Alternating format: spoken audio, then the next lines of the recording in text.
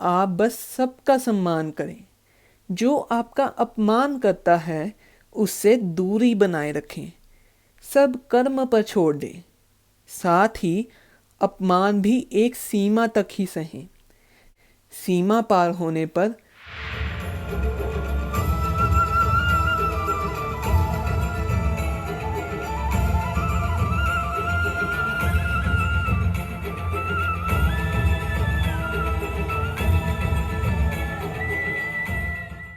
क्या आपको सम्मान मिलना चाहिए?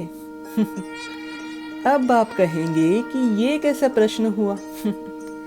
यह एक ऐसा प्रश्न है जिसे आप किसी से भी पूछ लीजिए, उत्तर हाँ में ही आएगा।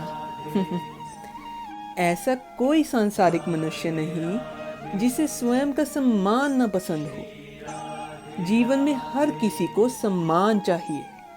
अपमान से सब दूर ही भागते हैं। पर ऐसा तो नहीं होता कि हर क्षण हर जगह आपको सिर्फ सम्मान ही प्राप्त हो। कभी कभी हमें अपमान का भी सामना करना ही पड़ता है। ऐसे में सबसे अधिक आवश्यकता होती है संयम की। आपको संयम होना चाहिए कर्म के विधान पर। लोग आपका अपमान कर रहे हैं तो वो अपने कर्म बिगाड़ रहे हैं, जिनका परिणाम भी उन्हें भोगना ही पड़ेगा। पर इस स्थिति में मनुष्य बिल्कुल इसका उल्टा ही करता है। वह क्रोधित होकर प्रतिशोध लेने का प्रयास करता है। उस व्यक्ति को नीचा दिखाने का प्रयास करता है जिसने उसका अपमान किया। पर क्या यह व्यवहार उचित है? नहीं, बिल्कुल भी नहीं।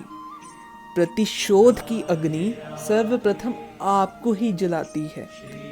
मनुष्य को लगता तो है कि वह दूसरे का अपमान करके अपना सम्मान वापस पा लेगा, पर ऐसा करने से वह सम्मान पाना तो दूर, अपना सम्मान खोना आरंभ कर देता है।